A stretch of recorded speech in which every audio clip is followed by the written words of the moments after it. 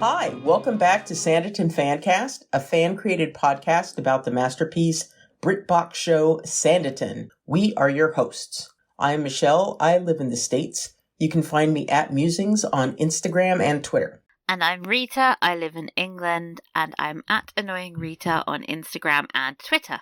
Thank you to everyone who helped support the new show. We really appreciate it. You took your time to give us ratings, and we love you. Special shout out to LambiePie23 for giving us our first iTunes review. We love you. Oh. Thank you. So nice. Thank you. Anyway, let's talk Season 2, Episode 2, shall we? The episode was directed by Charles Sturridge and written by Colin Blytheway, who has written for a lot of British TV classics such as Casualty, Nino Nino, and Death in Paradise. It aired March 24th, and here is your incredibly long recap. All right. This episode began with Charlotte walking to work via the beach. And this is again, geography is baffling Rita. Why would she need to go on the beach to Hayrick Park? She was walking on the cliff last week. It doesn't make any sense. Yeah.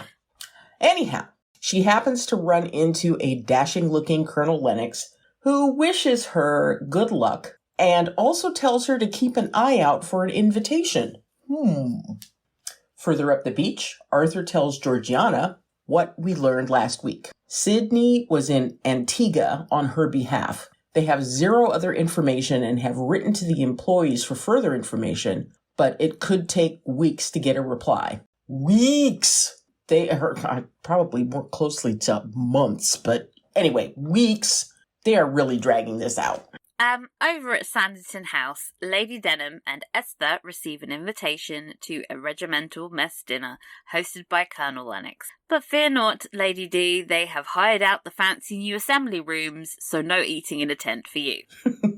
Which, I don't blame her. That sounds horrible.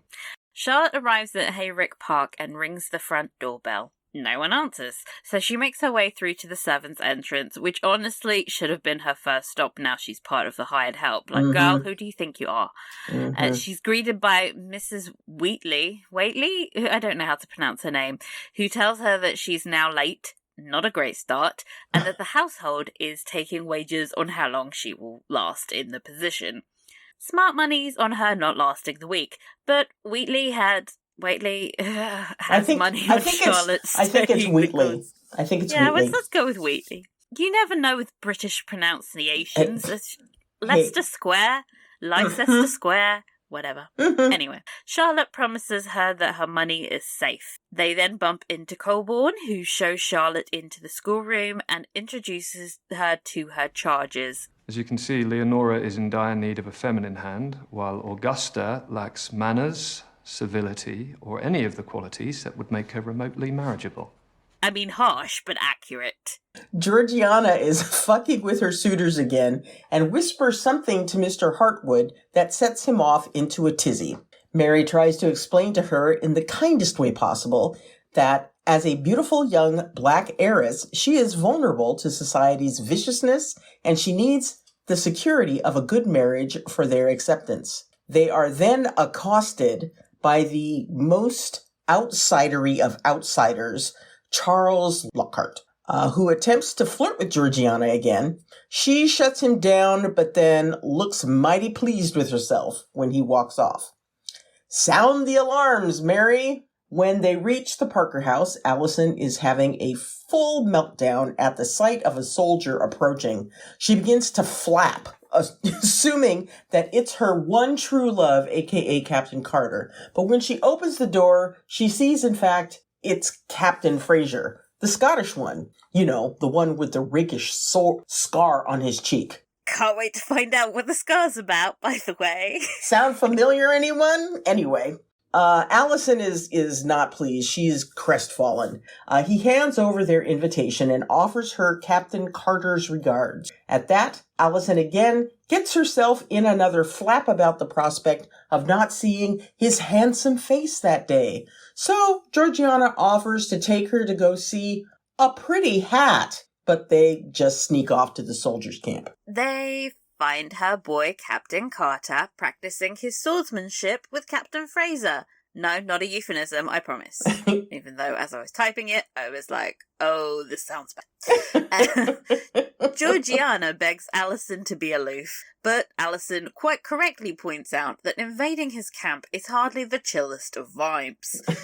After some sword shenanigans, don't try saying that 10 times fast, Alison and Captain Carter exchange some very earnest conversation about his rescuing her. Girl, he did nothing. You were already on the floor. Seriously. And before he gets all just far too saccharine for me to handle, Captain Fraser insists on escorting the ladies out. Really, sir? Have you no heart at all? None. Just a cold, hard rock in its place. I stan him! We love him. Yes. Back in the schoolroom, Charlotte's teaching the girls how to embroider. Augusta is back on the attack and pointedly asking Charlotte what she could possibly teach her about attracting a proposal when she remains unmarried. Leo likens it to being a pirate that's never gutted a man. I love Leo. You too. Augusta then hands over a tambour frame that says, Miss Hayward, spinster, in beautiful cursive. It's honestly impressive in its bitchiness. She's really going out of her way. Yes. Very detailed. Down in the Martha Stewart-style kitchen,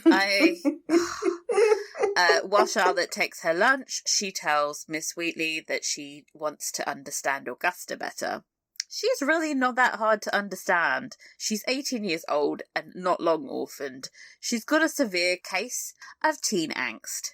Esther is having some quiet contemplation time in the church when she is accosted by Reverend Hankins and his sister. The conversation turns to children because, of course, and when he uses the phrase, the fruit of the womb, Esther's fight or flight kicks in and she runs out of the church. Ms. Hankins is able to read the room better than her dim brother and follows after Esther to inform her about a midwife who helps women struggling to conceive. Ladies supporting ladies. We love to see it. Elsewhere, Arthur shows Tom his beautiful design for a new Theatre Royale. Tom points out that it will cost a lot and they cannot afford to gamble. Gamble. Key word here.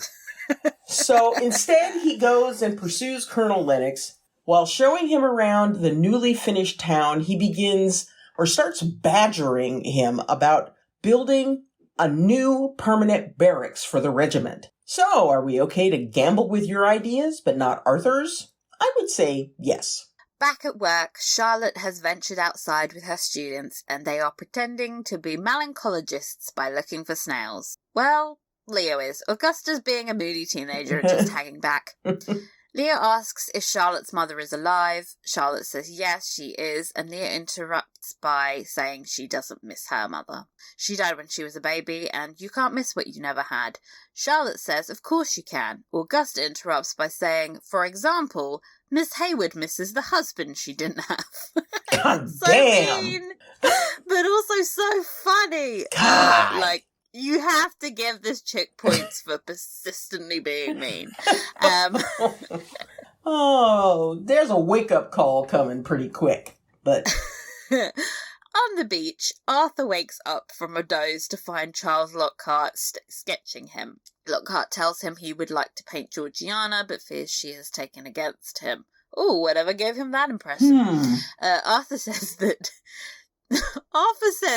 that's just her manner, by the way. Which Damn. is low-key saying she's a bitch to everyone. Yeah. And I was like, that's kind of accurate, but Yes. I love it. Charles tells Arthur to put a good word in for him, and he promises to make it his life's mission. And adorable. Back at Hayrick Park, Leo barges into her dad's study looking for a magnifying glass to see her new snails better. She shows her dad what they have been up to, which is not embroidery, and although he humours her by handing over his glass, he pulls Charlotte aside and asks her what happened to the whole turning Leo into a young lady thing? Remember that conversation? Mm-hmm. Charlotte explains that she has no interest in embroidery, who does, quite frankly, Yeah. but she can widen her knowledge in other ways. She tries to get Colborne to join them, but Colborne blows her off. He has work and shit. Party time! Despite only issuing invitations that morning, it's suddenly time for the regiment's mess dinner. Georgiana runs to meet Charlotte, and she shares how apprehensive she is of dancing in Sanditon without Sidney. Georgiana insists that they eat and drink and dance and forget all their cares. We are here for that. They're going clubbing! Esther and Lady Denham enter. She tells her she visited the midwife and got some herbs from her. Herbs! Lady Denham is as incredulous as I am that Esther would be foolish enough to fall for this, but she says that if nothing else, she has given her hope, and she has nothing to lose, which is not strictly true if one accounts for her dignity. They approach Georgiana, and as predicted, the sugar boycott is discussed. I take it you won't be joining us. Life affords few enough pleasures as it is. Forgive me, my lady. I'd forgotten you lived a life of such deprivation. Oh, Snapple!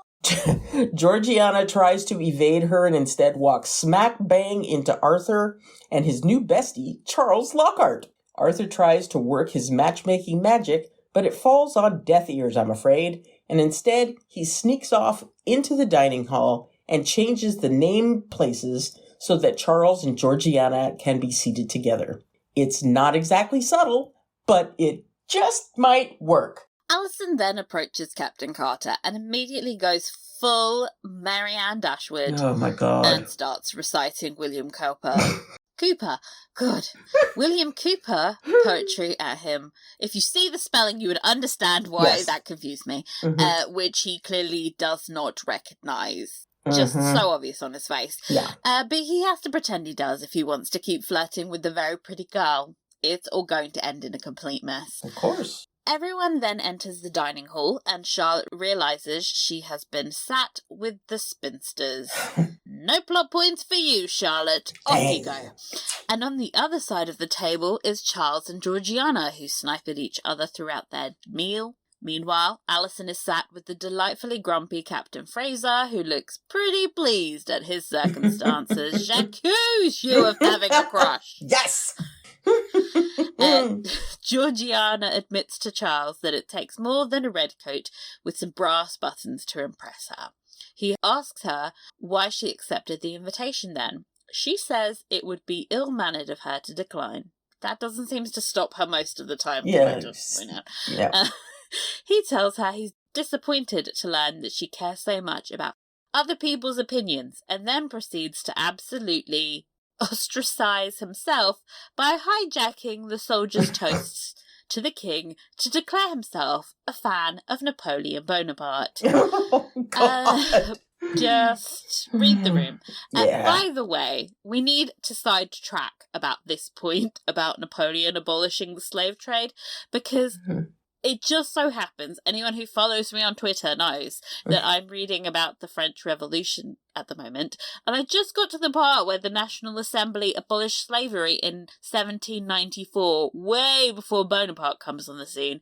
And it's always been my understanding that slavery was reintroduced to the French colonies by Bonaparte in about 1801. Ugh. And he then re-abolished it, obviously, My as God. some kind of political maneuver. So really, let's put an asterisk by that one, Charles. We Yes, can't be please. all... really weird, because that I happened to be reading that book at this time. I was screaming at Charles, fake news! Anyway. Oh my gosh. You didn't come here for a history lesson. The room full of English soldiers then start chanting out because they're obviously well versed on the intricacies of French history and know he's full of shit. And as a side note, isn't Colonel Lennox, one of his big to-dos is he's like a hero of Waterloo? Massacres. This is after Nappy B gets defeated at Waterloo. But again, this is not a history channel. What? I mean, it might as well be at this point, because I'm also thinking Waterloo was years ago. This guy is still in the army. Like, I know. He's very young to be a war hero. Yeah. And if he is a war hero, why is he in Sanditon of all places? Like, what's going on here? Let's not try to make it make sense. You know, that hurts our little brains when we do that. Yeah, let's not. Yeah. We'll just dance along to the tune you're playing, guys. Don't get too egregious, though. Anyhow, speaking of tunes, it's now time for the dancing to start. Charlotte is immediately approached by Colonel Lennox because, of course, they discuss the problem Charlotte is having with her charges, and he offers her some advice delivered in clunky military metaphors, basically to open up the girl. Vulnerability breeds vulnerability. Crank up Jessie's girl because Captain Fraser stares longingly at Allison as she dances with Captain Carter. Love triangle ahoy. Although it all takes on a touch of Cyrano when Captain Carter pleads for help from Captain Fraser to seem more refined and well-read than he truly is. Girl, that was the first thing that popped into my head, too, was, we need to talk about that. We've got a little Cyrano trope coming in here, too. All right. Anyhow, Colonel Lennox persuades Tom to start gambling. Remember? Gambling. And whatever dumb game the soldiers are playing with dice, much to everyone's collective horror. He is off the wagon, folks, and it's only 30 minutes into the second episode, which means he ends up winning, but still, it's terrible because the bite is, the taste is back. Okay. Georgiana sees Lockhart smoking on the terrace, looking very sexy, and she follows him out. She asks if the toast was for her benefit, but he's all like, nah, he just did it for his own amusement. And for the record, I believe him. Mm-hmm. That man doesn't give a fuck. Nope. She asks if that was worth earning the contempt of almost everyone in the room. Wait, almost everyone? Wink, wink. He then tells Georgiana that he prefers to live outside the narrow confines of polite society. She does look intrigued. Mm-hmm. Back inside the assembly rooms, Mary spots them together on the terrace and has a very worried expression. Oh, Mary, just get on board. It's a cute ship. Honestly, I was yelling at the TV. Well, go out there and do something about it if you're that worried, Mary. Don't just go, oh, God, and then, oh, excuse me, we're dancing. It's like, no. I can't explain some of the things Mary does. Anyway, Edward approaches Esther and Lady Denham, trying to once again act the innocent. Not really working on them at all, but Esther takes the opportunity and forces him to dance with the lonely spinster Miss Hawkins as a repayment for her kindness earlier. It's great because it both embarrasses the shit out of Edward, which we love, but also makes Miss Hankins radiate with happiness. Oh, it was so cute. She was so it's the sweet. Crime. Yeah. She was so cute. We love Miss Hankins. Yes. The evening comes to a close with everyone making their goodbyes, but we can't leave without one final plot twist, so strap on in. Miss Hayward. Thank you for your advice on military strategy. Well, I hope it proves useful. Let me know if you wish to borrow a cannon. I'm not sure Mr. Colburn would sanction that. Colburn, you say? Yes. Why, do you know him? Only by reputation. I bid you a good evening. Good evening. As Charlotte walks away, we get a close-up of Colonel Lennox that suggests a very juicy backstory, and dare I say, Mr. Wickham, Mr. Darcy style rivalry? You can't see this, but I'm rubbing my hands together in anticipation. Oh, yes. The next morning, Mary and Georgiana are out for a promenade. Mary asks if anyone caught her eye. Georgiana insists she found Charles as conceited as ever and wants no more talk of suitors. When she marries, it will be on her terms. She's gonna marry Charles! Yes, she is! Over at Sanditon House, Colonel Lennox is waxing poetic about how great an officer Edward is to Lady Denham and Esther. The latter showcases one of her iconic eye rolls. When Esther and Edward are alone together, he apologizes for his wrongdoings and tries to get her to think he might have changed. If she even considered this, it's not for long. Back in the schoolroom, after another remark about how Charlotte is an unlovable spinster from Augusta, consistent queen, Charlotte confesses that she had previously been loved before, but that he died. She tries to bond over their shared grief, and at first Augusta is clearly moved, but she uses the opportunity to manipulate Charlotte into playing a forbidden spinet Dun dun dun. in the drawing room. Turns out, Colborne has specifically decreed that no one is to touch his dead wife's spinet, and when he hears Charlotte playing it, he goes into a mood and correctly accuses Augusta of setting this up. Charlotte lies and says it was her idea, and then Leah runs in dressed in shorts and a tricorn with a little fake sword, screaming her head off, pretending to be a pirate.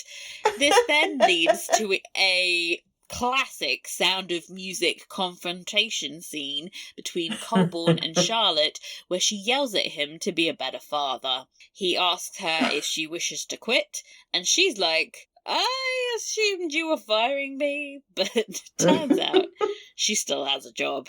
As he watches her leave, Mrs. Wheatley approaches and tells him he owes her a shilling, and then he hands it over, and it's all very cute. It's very cute. Yeah. Augusta approaches Charlotte on her way home and asks why she lied for her. Charlotte wants to understand why she was trying to get her fired. Augusta explains that everything else in her life has been replaced, so why not a governess? Charlotte encourages her to forge a new path for herself, as she is doing. Back at Sanditon House, and Lady Denham and Esther receive a bedraggled-looking Clara. As she stands up, it becomes obvious that she's very heavily pregnant. They both look like they don't really care to help her at all until she yells, "It's Edward!" Plot twist! Dun, dun, dun!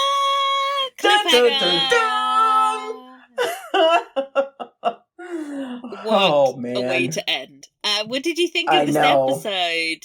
I really liked it. I really enjoyed it. I thought that it moved smoothly. I didn't see any of the plot points kind of dragging on. There was a nice pacing to the way the story was flowing. And I, of course, am now very eager to watch episode 3 to see where this cliffhanger ends. But yeah, I enjoyed it. How about you? I really love this episode. I think a little bit more than last week. I realized that. Yeah. I see. I had an epiphany while watching this. It's like I really like the second episodes of shows. I think. I just think that it's like when you like dive deep into the story before the disappointing conclusion comes, and you're like, is that it? Yeah. Interestingly enough, when this premiered, this episode came out with the premiere as like a 2-part sort of release. They released the first episode and the second episode. So I think a lot of people watched it together, but I think this works better as a standalone episode because I think... me too. I think you need like a week's breather to accept Sydney's death, R.I.P., and then approach this.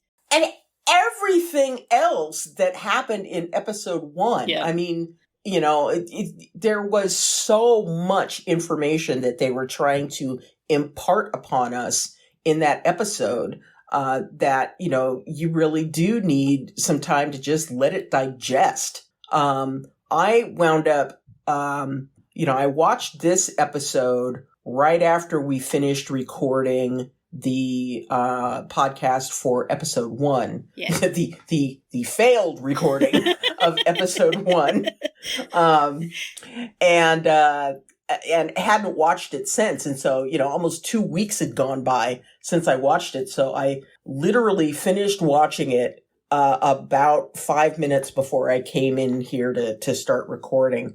So everything is still very fresh in my mind. And I'm glad I did, because I know I probably would have gotten things all garbled up in my head based on, everything that happened in the first episode and then this one. So really great episode. Yeah. And I told you I was saving a pineapple. Well, half a pineapple. Half a pineapple. I think this is a really great starting point for the season. There's lots of conflicts being introduced. Clara and Edward and that baby, the messy love triangle that is coming, the way Tom has started to unravel. It's just gonna be so much drama, and I love the drama, Mick. I just love it. It's gonna be fun. Yeah. And then we have the other kind of love stories that they're setting up with Georgiana and Charles, oh, sweet Lord, her name just flew out of my head. Yeah, Colborne and thank you. Oh my, it's late. I need to go to bed. I sometimes forget Alison's name. I'm always trying. Yeah. Oh my God. I'm like, the blonde girl, But anyway, so yeah, all of the other love stories that they have set up in here, that they're getting ready to kind of send us down the Mary trope way for both of them. I'm living for this season. I mean, the Cyrano thing happened where I was like, this is Cyrano. And then I started thinking about it, and I was like, there's so many different stories that I see, allusions and references, and I'm sort of getting the sense that the season is a pastiche of all these other stories that we know. It's like they're playing decoupage with popular novels and just trying to get them all in there, and it might only just be the littlest nod to it, but it's so exciting. But it's getting in there. When I see them. I'm like, I see the reference. I see it. Yes. And when you think about it, how much fun must it have been to kind of be given free rein to basically go in and create this story and pull from all of these references to create this tale. I think it just sounds wonderful. Yeah, it's really fun, and it's such a great thing for a period drama nerd to watch. Yes. There's that meme from Captain America where he's like, I get that reference. Yes. That's how I feel watching the show. I'm like, oh, this is for me. Yes. It's definitely for the period drama enthusiast in us, that we say.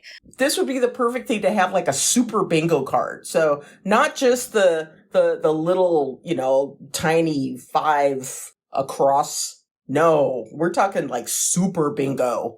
Get a full spreadsheet going, baby. Yes, exactly. Because you would be filling up bingo cards right, left, and center if you were using just regular ones. So I made a list of all of the ones I think we've got so far. Let me know if you can come up with any others. And also, anyone listening, you can write in with what you think is a reference. Mm-hmm. So my first one was Pride and Prejudice, for the Wickham Darcy-ness of whatever is going on with Lennox and Colborne.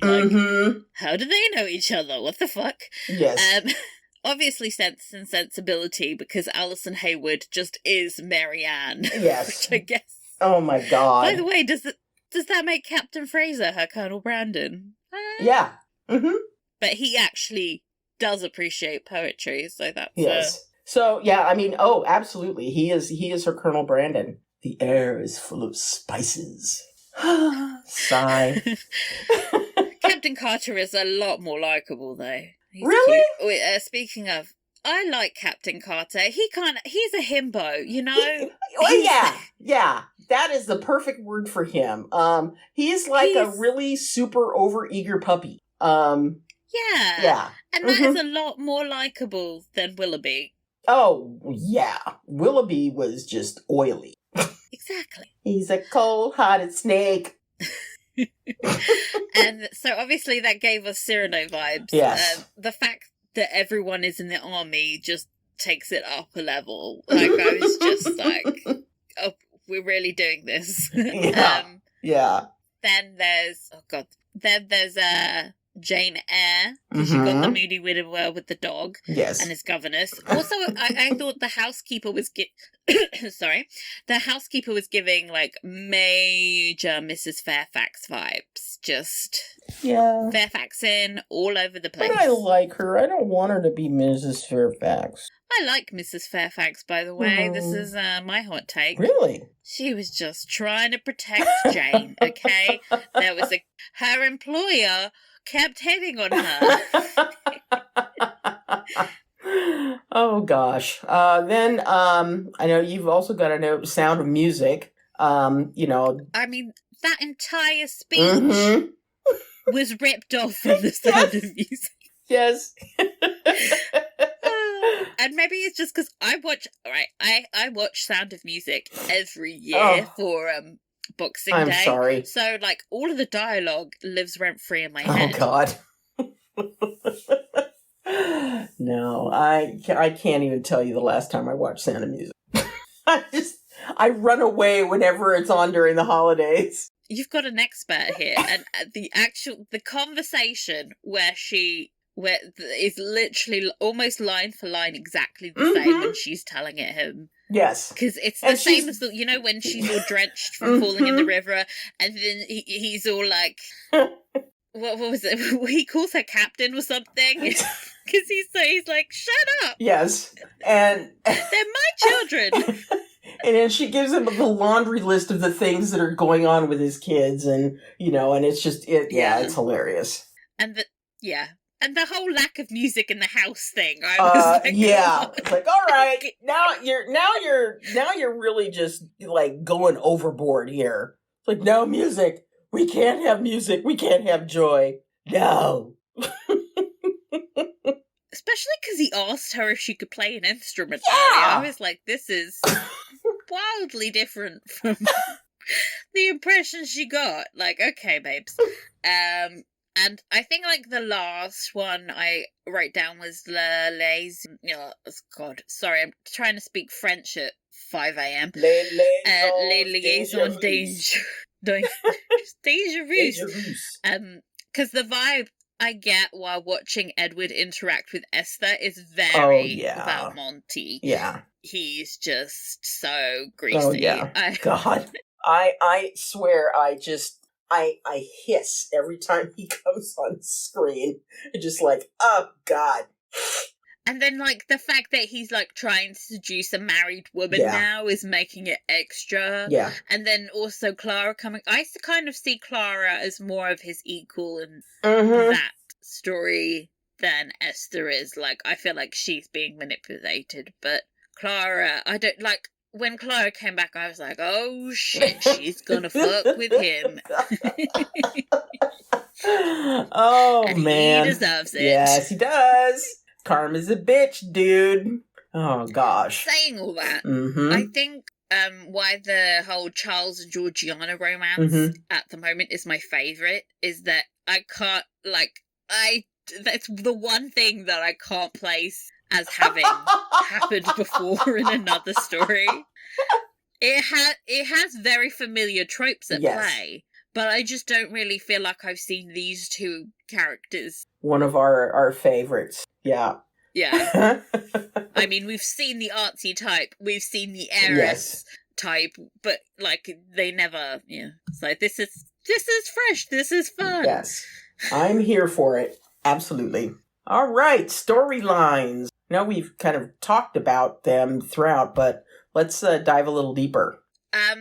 Charlotte as a governess, I really really enjoyed watching her trying to worm her way into the affection of the girls. Her and Leo. Yes. Oh, they're so sweet. Oh my gosh. I love the two of them. I love those two. I know. It's like you're getting to know your mama, baby. Just enjoy the ride. But yeah, I think Charlotte's doing a brilliant job and is going about it, in the absolute best way possible. Getting to know them, not slapping a book on their heads and making them walk up and down to keep their back straight, that kind of thing. So, I really, I'm going to enjoy how this moves forward now that she has kind of made the first breach onto the beach with both of them. The military metaphor. Damn it. So yeah, I am sorry. Colonel Lennox just, I love a good metaphor. And his and were he's like the perfect man for you. Yeah, he's like metaphors and dad jokes kind of all rolled into one. But yeah. But speaking of Colonel Lennox, dude is parched. Before we move on, can I just talk about Augusta? Because yes. I think Augusta needs her own her own section. Yeah. I think Augusta is such an excellently written teenager because she's so. I just find her fascinating. She's so obviously lonely, and she's feeling really stifled in that huge house with no friends, and her family's dead, and she feels very isolated. Yeah, like the first person that came in that tried to connect with her, she's just being an absolute dick to. Yeah. And I think she's doing that because that's like almost the only power she has left at this point. It's such a teenager-y thing to do that most people go through like your moody teenager phase where you like try to assert your personhood. You're trying to assert your own, your own authority. You're trying to kind of test those boundaries and so, here she is doing it and meeting the patient brick wall that is Charlotte. Because I'm going to wear you down with patience and love, girl. And she really, I feel like further down the line, they're going to have a really special relationship. It's just, I love this storyline. I love Augusta, despite the fact that she wants to be unlikable. And I love all of it. Also that she is like so dedicated to pushing someone away that she's willing to embroider something mean. Yes! That was just like, that was when I knew girl, I loved her. No, you did not. That was when I was like, you this did not is so extra that I can't help but be a fan. Yeah, that's a slow clap moment. That is definitely, hey, well done. Well done. And I also love that, like, what they're doing by having her sit lower down. My voice is going again.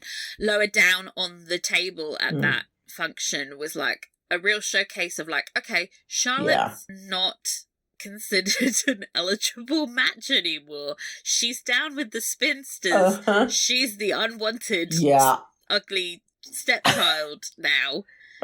Which is like, God, a real, like, it's depressing, but it's also like very important for us as an audience to understand what a huge risk she's taking by becoming a governess. She's really ostracizing herself and putting herself in a situation that is like depressing as fuck, because I think it would be very easy to pretend like, she's like staying with the Parkers and she's still going out for dinners and shit. It'd be easy to pretend it was like season 1, but it's not. So shout out to the writers for making a point of having her having to listen to the stupid Reverend go on about how he could have been in the army. What did you think about the interactions with Colborne this week? I mean, it's off to a very slow start. Yeah, it is. And, I am trying to look beyond the chubby cheeks. And, kind of trying to get engaged with his character. So far, I'm having some trouble. He's very aloof at the moment, don't you think? I think he's interesting in that I want to know more about him and, what's going on with his Bennett hatred and, how he knows all these...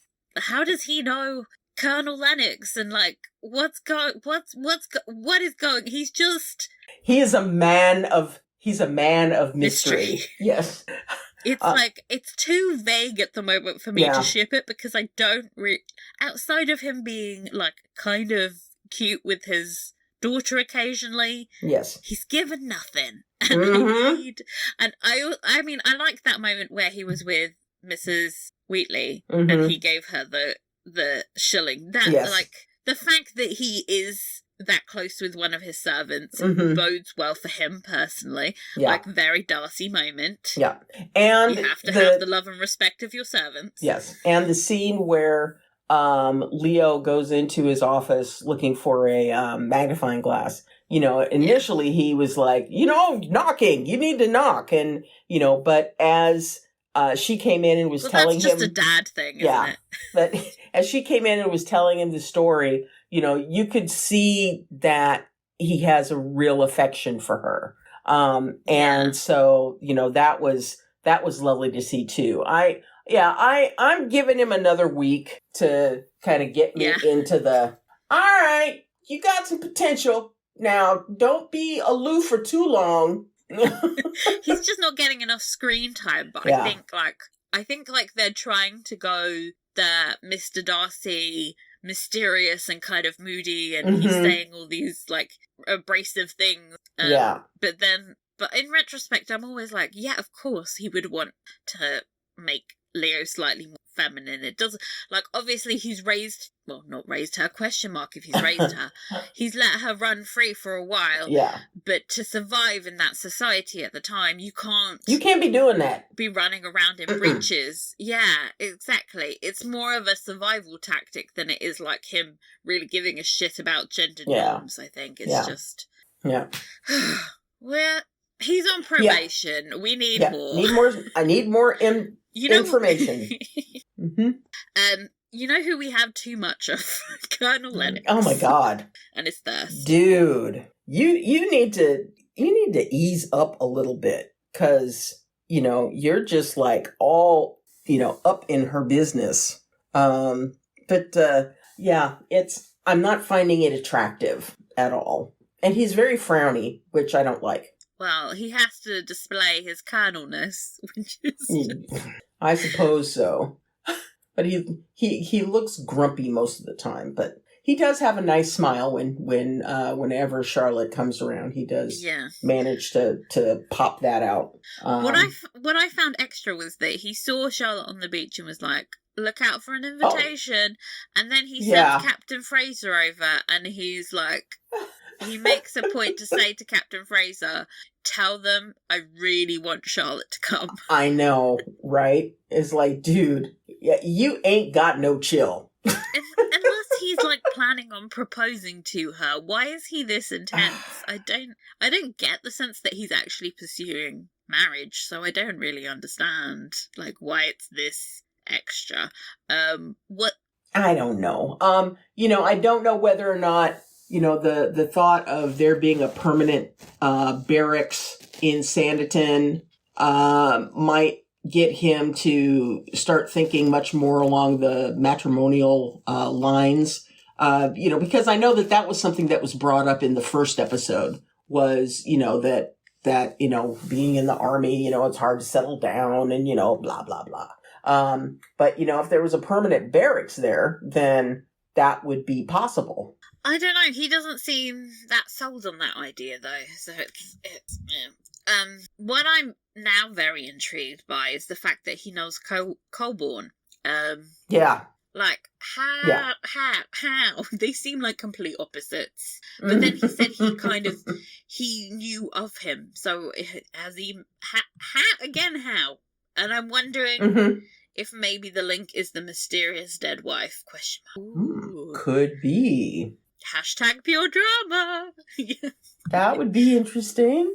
I think that has to be it, because if he knows of him, I think that But has to then be the link. wouldn't he have already known that the dude lives in Sanditon? Yeah, exactly. This is what makes me very suspicious.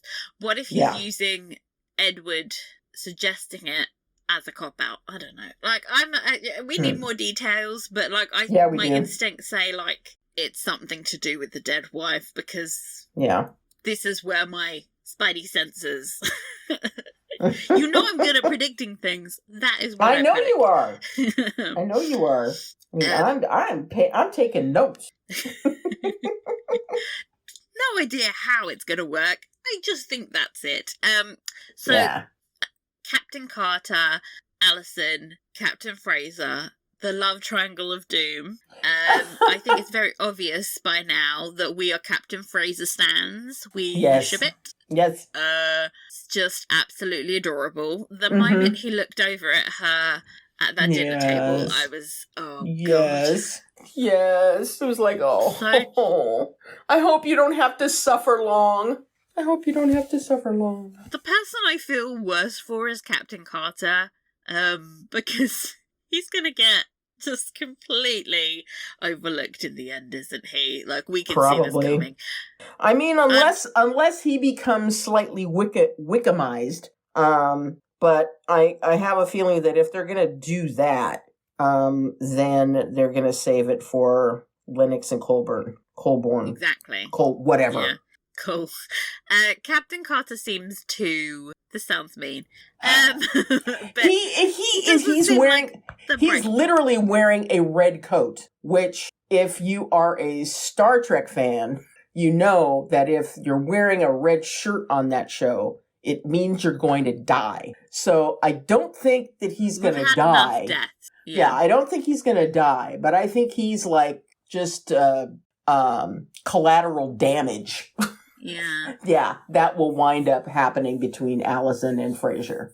And I felt bad for him because I think he's insecure about his lack of knowledge about poetry and stuff. Mm-hmm. And there's no shame in that. Poetry's not for everyone. No. I mean, it just means he's not the right guy for Allison. Mm-hmm. He's like her anti-Willoughby in that regards. Yes. And yeah, I worry about him, because I think it's very obvious that when Allison finds out that he doesn't share any of her interests, she's going to lose interest. At the moment, it's just because he's handsome. The amount of times she called him handsome. I mean, he is, but what else is he bringing to the table, Allison? Come on. He's handsome in a puppy kind of way. Yeah, very boyish. Yeah, he is your youngest member of the boy band. Yeah. He is Jungkook. Oh, God. Let's see. We've talked a little bit about Georgiana and Charles. Anything else that you want to dive down into? Oh, they are far and away my favourite ship this season. I'm obsessed with them. They have excellent chemistry. Mm-hmm. And like I said earlier, their story seems the least derivative. Right. So far, I could caveat, it could still turn into something I've seen before. I feel like it could go anywhere from here on out, and that excites me. Mm-hmm. And I'm also just really pumped that Georgiana gets a love interest that we can watch the love blossom. I know she had a relationship with Otis in season 1, but we never watched them meet or fall in love, so it was really just like sprung upon you randomly halfway through the season, and I was so not attached to it. I was just like, why is this happening? But with Charles, I'm just like, I love Charles. I'm a Charles stan. Even though he's wrong about Bonaparte, I can forgive him. And he's got ridiculous mutton chops. And I love him anyway. Yeah. It works. Mm-hmm. I love the whole style. He has the floppy hair. I'm a sucker for curly floppy hair.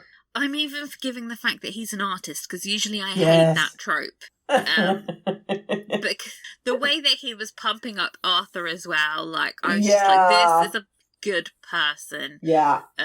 The fact that, like, both Georgiana and him gravitate towards Arthur makes me think, like, oh, they value the same things in friendship and in relationships. Yeah. And they see that Arthur is a sweet cinnamon roll. Oh my God, that is perfect for him. He is. Oh, You know? he just loves his cinnamons. He loves his little buns. biscuits and his buns.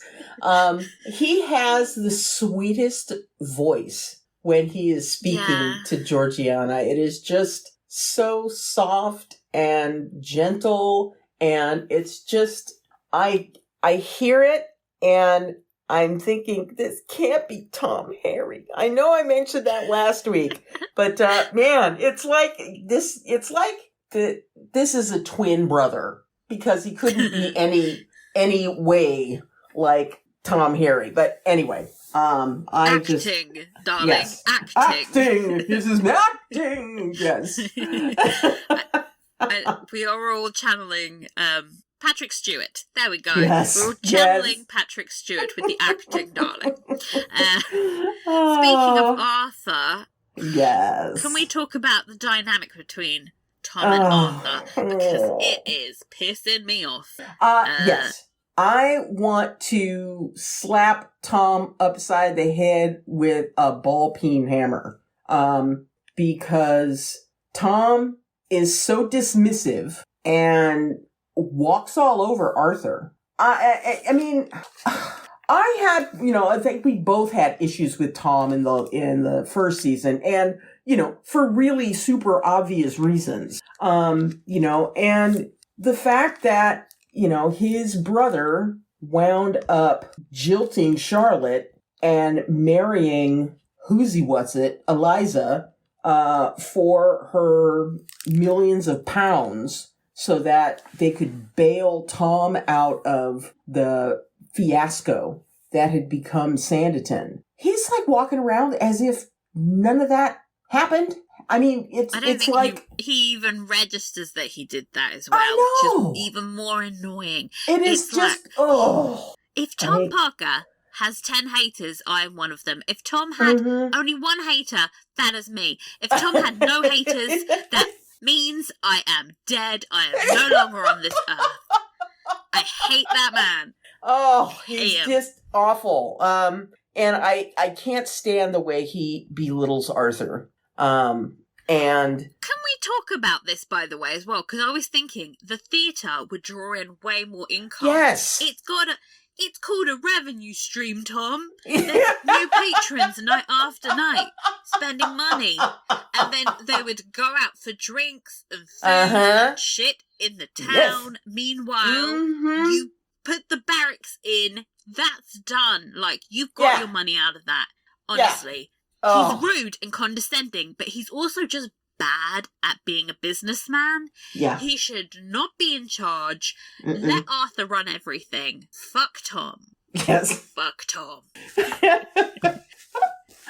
Our opinion, Tom. Bye, Tom. He's the worst. Oh, he's just awful. He's awful. Don't mess with Arthur. It's like, you mess with Arthur, you're gonna get the claws. That scene where Arthur was like at the mess dinner thing, where he's like, he introduces Georgie and Charles, and then he sees that like they're not really getting along, but he's like, I think she likes you. Then he sneaks in. Ooh. Yeah, and he oh my god, the way he prances. So he just like prances. He's doing his sneaky sneak. Yes. It's like he's in Scooby-Doo and he's like going to do a crime. Oh gosh, I love him. But we hate Edward. Oh, Edmund, whatever. It's Edward. The dude with the smarmy mustache. And who is thirsting after his stepsister. Ugh. Nasty creature. That scene at the mess dinner where Edward was doing his creepy, remember the first time we danced together? Ugh. Gross. But I realised that we don't actually have a backstory to how this whole clusterfucker relationship formed. Mm-hmm. Like, what happened to their parents? Yeah. What was their relationship like with each one of those parents? Mm-hmm. Why do these two individuals glom onto each other so intensely in such an unhealthy way? I would like to know. There's a lot of meat on that bone. I mean, I suspect there's some kind of parental trauma that happened. Mm-hmm. Caused some borderline incest relationship to form. Yeah. Usually that's how these things start. It would. Mm-hmm. I would just like, as gross as it is, I would like to know how this happened. How it happened, yeah. And it occurred to me that during that scene, I was literally like, oh yeah, they didn't explore this at all in season 1. They just went, incest. They just went, here it is, deal with it. And it's so disturbing, but I need to, like, need some context. Context is important. Edward still coming back? What is it that he's getting out of this relationship? Oh God! So I would appreciate it if they could explain it to me, even though it would probably gross us out. That would be. At least we would know. At least you would know. Right. Maybe we might feel slightly more sympathetic for him. I doubt it. I hope not. We don't need a redemption storyline for Edmund. He can just not necessarily redemption, but I think like it's always interesting to sort of understand how terrible people are formed. Mm-hmm. Because I genuinely believe like these people they're not born that way, so something has to happen to make them like that. Yeah. Yeah, I'm not a bad seed proponent of the bad seed theory. And I, just with my background, I have a real love for understanding the history of individuals and why they do awful things. I mean, you and I are both true crime freaks too, so Yeah. It's interesting. Yeah, it is. So anyhow, we'll see what happens. Hopefully they'll give us something that we can chew on in upcoming episodes. Speaking of Clara, the Clara reveal. Yes. This was another thing where I was like, oh yeah, oh my God, I forgot about Clara. Were you totally surprised? That she was pregnant or that she was back. That she was back. I knew she was going to be back for the second season when they announced it. They announced that she would be back. So I just kind of. But the thing is, it was the second episode. I kind of forgot she was supposed to be back. Like she didn't. It wasn't on my radar. Yeah. And the reveal when she was standing there, I was like, oh yeah, you exist. And then she was pregnant. And then it's like, oh my God. Well. Yeah. Crazy. I think it works better as well because so many of the characters weren't back that you just sort of like, if you weren't like me and hadn't read the whole list of cast members coming back and like trying to work out who's coming, you could have just assumed she wasn't back. Like she seemed like she'd been written off. Yeah. So like genius of them to just like lay off for an episode. So you like just the reveal is even more bonkers. It's bonkers. I love it. It's crazy. It is. Did you scream? I had been lying down on the couch and I kind of jumped into a sitting position when she showed up. I was like, huh? I was like, Clara? Oh my God. It's kind of weird how surprised they are that it's Edmund's. Hasn't it only been 9 months? It would have to be. Yeah. Yeah. Like, who? She hasn't had time to meet someone else. Oh, God. I'm kind of worried that Esther's going to adopt that baby, though. That's my... I could see that happening. It's always like, oh, there's a lady struggling with fertility, and then here's a baby. Pregnant. Yeah, here's a child out of wedlock. Convenient. Yes. What does it say about Lady Denham? And also, I guess, let's rope Esther into this, that they see heavily pregnant Clara looking fucked up as hell, and their instinct isn't to help her. They're like, And they're like, no! There's some bad bitches in that family. Clara is a sociopath as well, which I think, like, perfect foil for Edward in that regard. Mm-hmm. So, like, I get why they wouldn't want to have her back, but my instinct was like, oh, come on. She's like 19 months pregnant. What is she gonna do? Oh, gosh. Okay, so, what were some of your favorite scenes? That scene on the terrace with Charles and Georgiana. Yeah. I mean, all of their scenes, because at dinner when he made that remark about the lamb being tough and somewhat cold, I literally screamed. It's like, oh, here for it, here for it. This is the banter I want. Yes. Yeah. Oh. I love that, the terrace scene the most, though, because it became, like, really clear to me what Charles brings to the table in this relationship. Mm-hmm. And I think I just love it for Georgiana. His ability to live outside of that society is really perfect for her. You know, earlier on in the episode, Mary was telling Georgiana that if she wants to be accepted by these snooty, annoying white people, she's going to need to be married to be accepted. I think Charles is there to show her that there's this other way of being where she doesn't have to seek the approval of these people that ultimately have never accepted her, and instead of like trying to live on their terms, she's going to try and live on her own. Yeah, obviously that doesn't come without risks, obviously, because she's a black woman and the level of scrutiny on her will always be way harsher on her. Like, can you imagine if she'd stood up and said the Napoleon thing? Oh my God, they'd have strung her ass up, and I'm not kidding about that. But I think, like, it's perfect for the type of person she is. Even from season 1, you could see she's her own person. She's not gonna be tied down, and she's adventurous and spirited. She's like, come on, Otis, let's run away together. And Otis was like, fuck no. So she needs someone that's more like her in that respect. And I think, like, Charles is perfect for her. And I hope he doesn't hurt her. Yeah, because if he does, I'm going to cut him. We will punch him in the face. Cut him. But yeah, I hope he doesn't. He seems genuine, right? Question mark. Yeah, but you never, you can never know in these kinds of situations. But I will keep hoping, keep hope alive.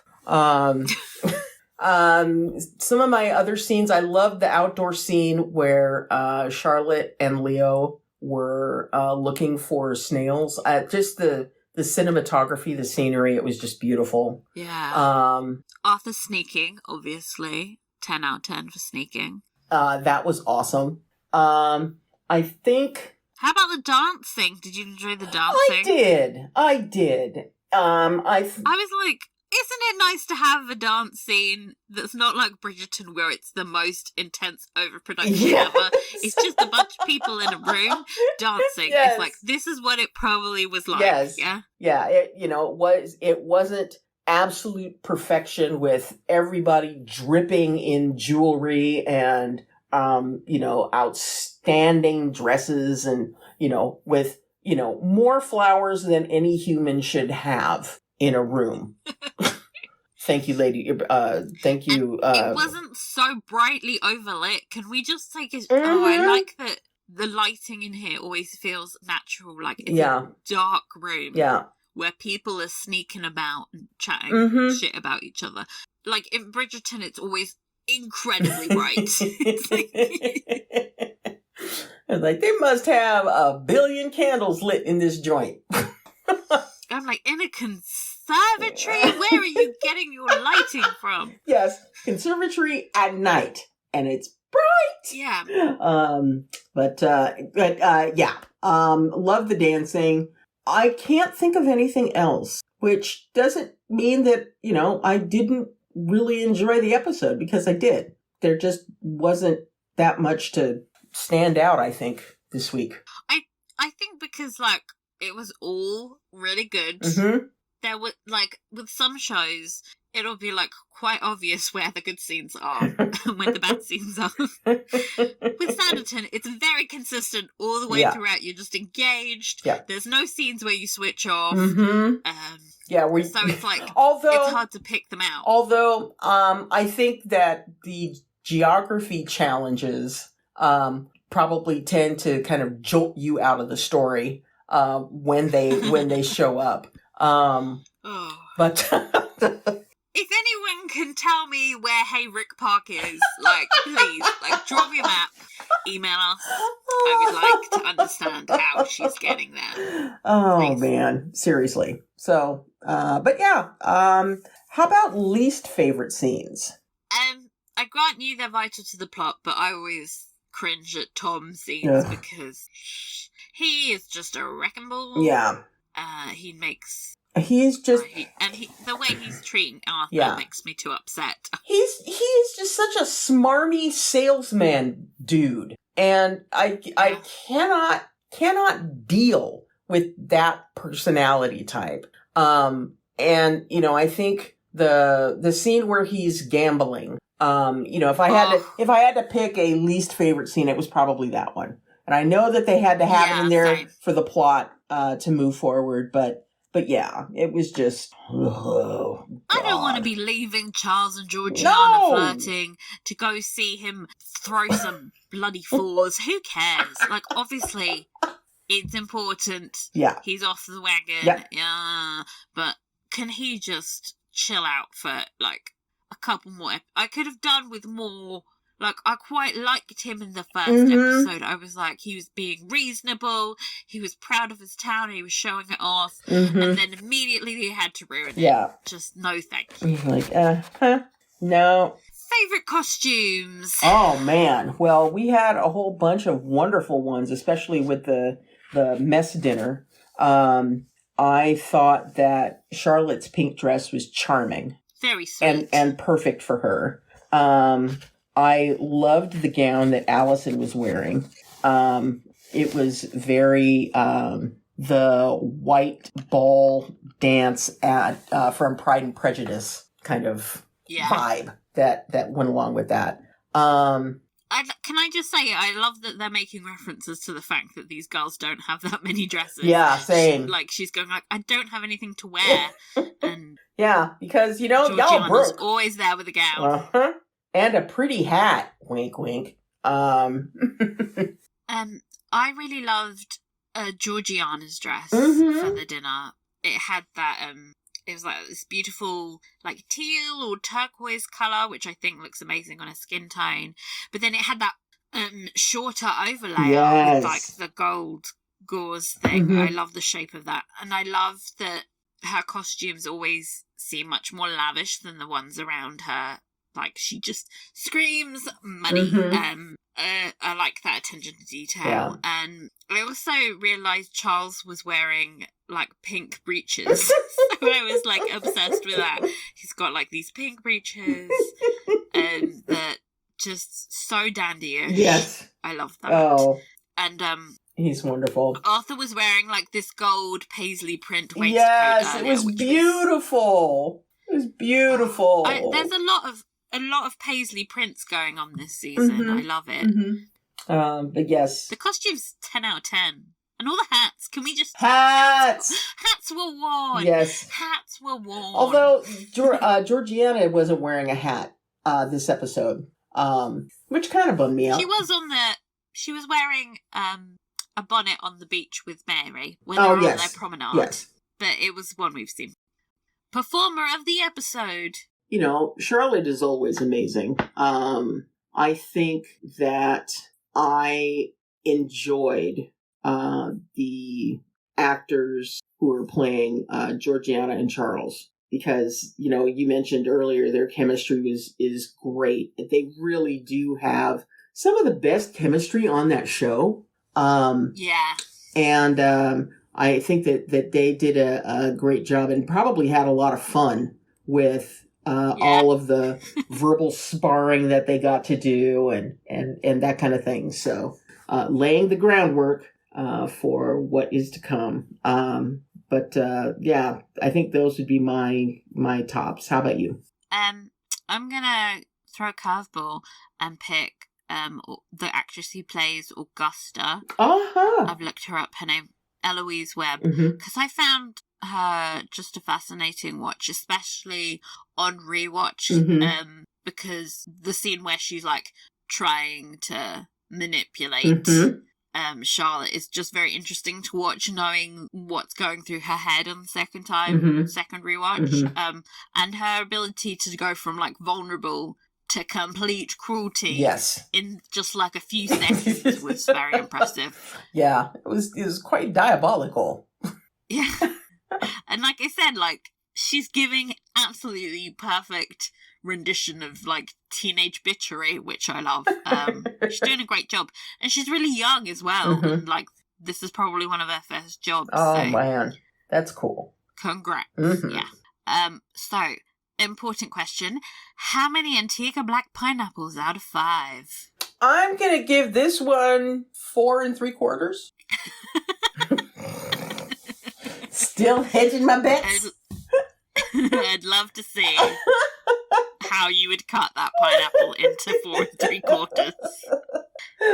Oh, be a happy little wedge, just chunk right out. Tiny little bit out. Yes. Just like you can't have that bit. No, you that can't one's have mine. slice. No, I'm gonna give it 5. I really enjoyed it. Yeah, Mm-hmm. yeah, me too. I mean, it's a bit boring, but 5 because I thought it was really fun. Yeah. I mean, there were loads of times where I genuinely laughed out loud, and that does not happen very often. Mm-hmm. I mean, there were so many great lines this week. The bit where Lady Denham said that one doesn't let the grass grow. Yes. Oh my god. Oh, she's so like, good. I was just, oh god, I love her. And the plot twists. Yes. And the fuckery and all of the romance of it all. Like, I was just swept away with all these different the ships, Yes. Michelle. Oh, the ships. we've got a harbor full of ships. And they're all setting sail. Yes. Don't bang into each other. Pay attention to where you're going. But yeah, I really enjoyed it, and I'm looking forward to watching episode 3. If I didn't have an early meeting tomorrow, I would probably watch it after doing the podcast. Gotta get up early. Life. Yeah. Life. Yeah. Adulting. Life. Time for postcards from Sanditon. The waves are back. Waves crashing. Hi, Michelle and Rita. Enjoyed the newest Sanditon podcast. Was wondering, will you consider doing the new Persuasion? I haven't watched it yet and thought it may be on your future to-do list. Keep up the great work. Nani. Awesome. Thank you. Yes. And yeah, the answer's yes. Yeah. I got so many DMs. People were like, have you watched it? It's great. You should do a podcast. I was like, I wish we could do it right now. We're a little busy right now.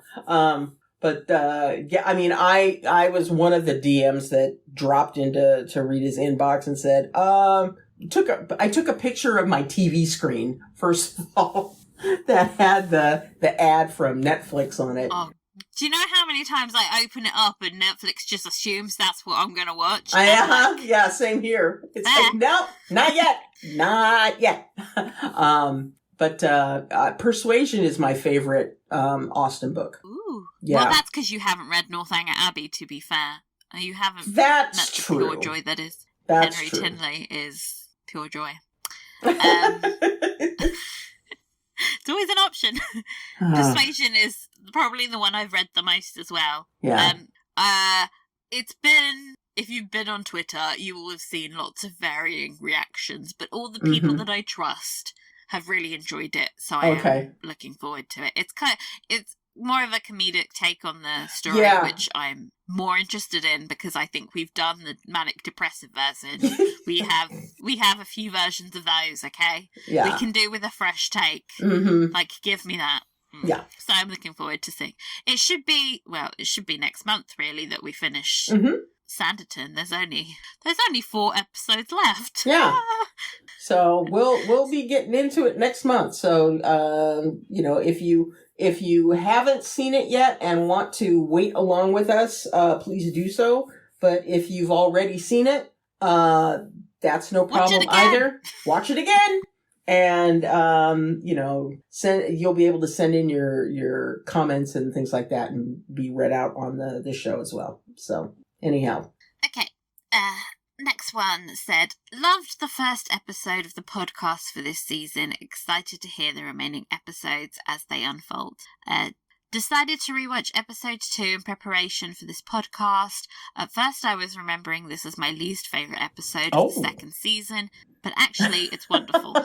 So much action between characters and planting seeds of things that may be coming later in the season. First, this episode has come some really aesthetically beautiful shots when Charlotte is heading to work and encounters Colonel Lennox at the beach. That's a stunning shot. And the scene where Charlotte and Leah look for water snails looks like an impressionist painting. It does. Yeah, it reminds me a lot of the work of Mary Cassatt. Yeah. Second, the costuming for this episode is fabulous. I love the brighter colours on Mary Parker this season. Georgiana also has fabulous clothes, and I loved that she was wearing the brownish Spencer Lady Bennett's character wore in the 95 Pride and Prejudice. Oh, Lydia Bennet. Yeah, I love that coat. It's cute. Oh, that's awesome. Esther's clothes are fabulous, especially the collars. Oh my god. Oh my goodness. We forgot to talk about the collars. Yes. Queen Elizabeth vibes. I also love the collar they put on little Leo's dress. Yes. It's just like the most stuffy collar you can imagine to give a child. But I was like, ugh. Oh god, yeah, that's a dress she's gonna love. They continued. Third, lots of great lines in this episode. Georgiana saying to Lady Denham, "Didn't realise you lived a life of such deprivation, Lady Denham." And the line is delivered so well, and I love Esther's reaction to Georgiana saying this. Charlotte talking to Augusta, "I'm trying to forge a new life and a new path." And then Leo to Mr. Colborne, "Miss Hayward said a woman can dress for whatever suits her purpose. She says a girl can be whatever she wants to be." That should be on a coaster or something. Yes. Love when important lines of dialogue are spread throughout a cast, okay? And who doesn't love the character of the little feisty Leo? Yes. Oh, love Leo. Yes. Finally, the best scene for me is the last lesson from Charlotte to Mr. Colborne. It's such a paramount scene. I love that Charlotte is not folding on her principles, even if it may cost her the job. And clearly Colborne hears truth again in what she says. Rose really makes this scene so powerful. Looking forward to hearing your thoughts. Best, Eve. Oh, thank you, Eve. Thank you, Eve. I love all those insights. I mean, I wish I loved that final scene as much as you, but honestly, I was just so in the Sound of Music headspace that I couldn't. Oh, poor Rita. I think I'm just too much of a Sound of Music fan. Like, that's my main problem. Oh, goodness. Episode 203, the little preview comment reads, Charlotte and Alexander Colburn reach an understanding as she and Colonel Lennox enjoy a close encounter. Allison falls for her new beau, unaware he's wooing her under false pretenses.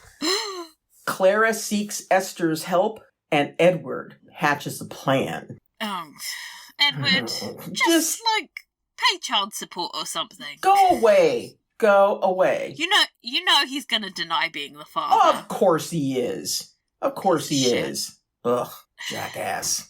Watch that baby come out with like a full head of blonde hair. Just like... And a tiny scruffy mustache. Be like, yep, see?